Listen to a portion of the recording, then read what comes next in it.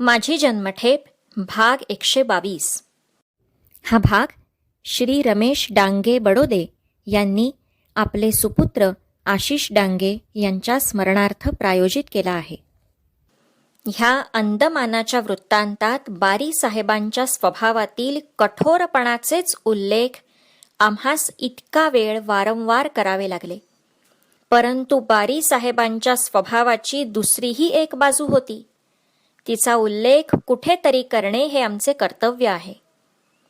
कोणाही मनुष्यास प्रमाणाबाहेर दोष देणे हा आम्ही अन्याय समजतो. बारी कठोर होता ह्यात संशय नाही, परंतु बंदीपाल ह्या नात्याने कठोरपणा धरणे हे त्यास बहुधा अवश्य झाले होते, हेही ध्यानात ठेवले पाहिजे.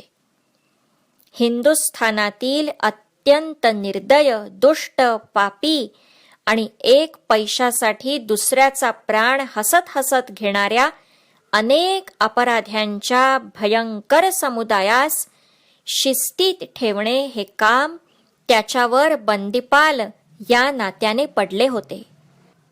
अशा उभ्या हिंदुस्थानातील दांडग्यातील दांडग्या आणि उलट्या काळजांच्या दंडित अपराध्यातील निर्ढावलेल्या बदमाशास शिस्तीत ठेवण्यास जनहितार्थच कोणासही कठोरपणा स्वीकारावा लागेल.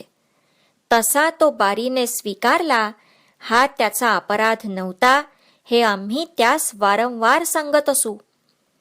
परंतु अशा लोकात जन्म घालवल्याने त्याचा स्वभावच निदान बंदीगृहापुरता तरी कठोर, अनिरुद्ध आणि निर्दय झाला होता. त्यामुळे त्यास चांगला आणि वाईट याची निवड करता येत नसे, हा त्याचा दोष असे. त्यास खरोखरीच वाटे तो पोर्ट ब्लेअरचा परमेश्वर आहे. त्याच्या असत्य असो, निर्बंधाविरुद्ध अन्याय असो, लहरीप्रमाणे जो वागेल, जो त्याची दासासारखी हंजी करील, तो चांगला, इतर वाईट, ही त्याची मनुष्य ओळखण्याची व्याख्या होती. हा त्याचा दोष. निर्दयपणा ही त्याची एक करमणूकच झाली होती. तो अशिक्षित असल्याने बुद्धीच्या विकासामुळे ज्ञान, विज्ञान, कला इत्यादी शक्तींचा आणि रुचींचा त्याच्यात फारच थोडा विकास झाला होता. म्हणून त्या करमणुकी त्यास पारख्या होत्या. त्यामुळेच बंदीगृहातील उठाठेवी हेच त्याचे त्या एकांत वसाहतीतील सारे जीवन आणि सारी करमणूक झाली होती. तरी सुद्धा तो बंदीगृहाबाहेर त्याच्या कुटुंब, इष्टमित्र इत्यादिकांच्या मंडलात इतका निर्दय नसे. इतकेच नव्हे तर कोणी चढवले म्हणजे चढविलाही जात असे. विद्वत्ता नाही ही जाणीव त्यास असल्याने त्यास विद्वान म्हणावे म्हणून तो त्यास पाठ असलेल्या 5-6 इंग्लिश कविता थोडेसे चुचकारून घेतले की अगदी ऐटीत एखाद्या नटासारखा म्हणून दाखवी. आपल्या विद्वत्तेचा आमच्यावर पगडा पाडावा अशीही त्यास केव्हा केव्हा लहर येई. तेव्हा एका दमात सर्व म्हणून टाकी. आमच्याविषयी कारावासातील विरोध सोडला तर तो मनातल्या मनात खरोखर आदर बाळगी. त्या अंदमानास कारणपरत्वे जे जे व्यापारी, संपादक किंवा सैनिक वर्गातील युरोपियन येत, ते आम्हास पाहण्यास अवश्य येत. युद्धाच्या दिवसात रणतरीवरून येणारे युरोपियन नौकाध्यक्षादिक अधिकारीही आमची वास्तपुस्त करून भेटून आम्हाशी बरोबरीने संवाद करून जात, हे तो पाही. तेव्हा त्याच्या मनात आदर उत्पन्न होई, हेही साहजिकच होते.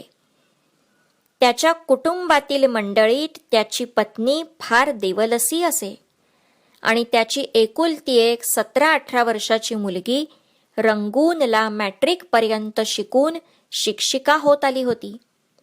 बारीचा निर्दयपणा वारंवार मर्यादित करण्यास ह्या दोन्ही महिलांचा बराच उपयोग होई.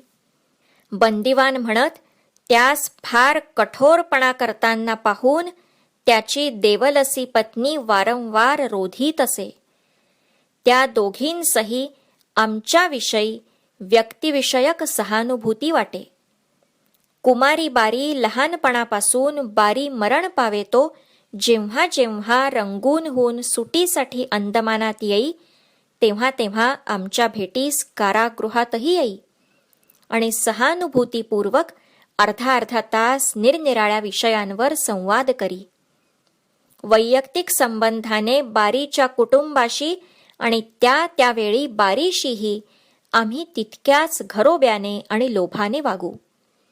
केव्हा केव्हा बारी बंगल्यावरून काही ना काहीतरी फळफळावळही आम्हास धाडी, परंतु त्यात त्याचा एक गर्भित हेतू असे की त्यामुळे तरी आम्ही सहजच सौजन्य म्हणून त्यास कृतज्ञ राहू. आम्ही सौजन्य म्हणून त्यांचा स्वीकारही अगदीच आग्रह होई म्हणून करत असू आणि कृतज्ञतेने त्यांचा येथे हा सार्वजनिक उल्लेखही करीत आहोत. परंतु त्यामुळे राजबंदीवानांचा पक्ष सोडून देऊन किंवा वसाहतीतील हजारो स्वदेश बंधूंच्या दुःखमोचनार्थ आणि उन्नत्यर्थ म्हणजे उन्नतीसाठी आम्ही चालविलेल्या शुद्धी, ज्ञानवितरण इत्यादी चळवळीतून अंग काढून घेऊन आपले तेवढे हिताहित पाहात स्वस्थ पडून राहू, ही जी बारी साहेबांची एक आशा असे, ती जेव्हा विफल होई आणि त्यांच्या अन्याय्य वर्तनाचा आम्ही पुन्हा प्रथमप्रमाणे विरोध करू, तेव्हा मात्र त्या सौजन्याचा त्याला पश्चात्ताप झाल्यासारखा वाटे आणि काही दिवस तो अगदी निष्ठुरपणाने वागू लागे. त्या वैयक्तिक सौजन्यास स्वीकारून त्याच्या म्हणण्याप्रमाणे जे वागत आणि केवळ आपले दिवस कसे बऱ्या रीतीने निघतील याचीच चिंता वहायची, हेच ज्यांनी आपले धोरण निश्चित केले होते, अशा आमच्यातील एका दोघा राजबंदीवानांस तो कार्यालयात केव्हा केव्हा बोलावी.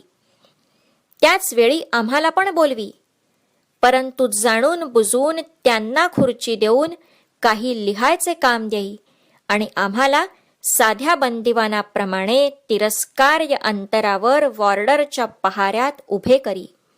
हेतू हा की त्या योगे इतर सर्व बंदिवानात आमची अप्रतिष्ठा व्हावी आणि आम्हास बारीच्या सौजन्याने वश होऊन सार्वजनिक काम आपण का सोडले नाही असा पश्चात्ताप व्हावा. दोन्ही शंका त्याज्य.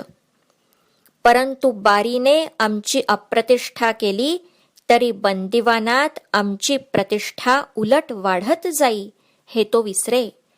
किंबहुना जेव्हा जेव्हा तो आमच्याविषयी त्याच्या मनात वाटणारा आदर व्यक्त करण्यासाठी आम्हास काही भेट धाडी किंवा सौजन्य दाखवी, तेव्हाच आमच्या सहकार्यांपैकी दुसऱ्या अतिरेकास जाण्याचा ज्यांचा स्वभाव होता त्यांना आमच्याविषयी थोडेसे वावडे वाटे. आम्ही बारीची फळफळावळ का स्वीकारतो हा त्यांचा आक्षेप असे. आम्ही या दोन्ही शंकांस त्याज्य समजून त्यांची समज पाडीत असू की आपले त्या व्यक्तीशी काय शत्रुत्व आहे.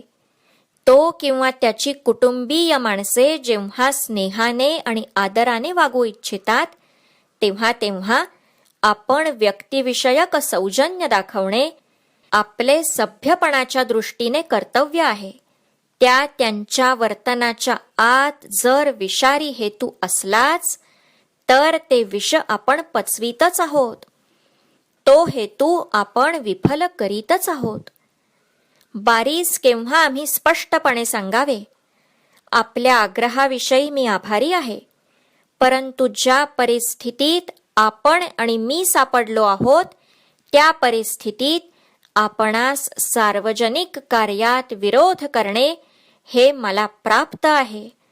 तेव्हा ते स्वातंत्र्य राखून जर मला आपले आदरातिथ्य स्वीकारता येत असेल तरच आपण हा त्रास घ्यावा. इतके स्पष्ट सांगून सुद्धा तो आणि त्याची मंडळी कधी अत्याग्रहाने मला बोलत आणि सन्मानित.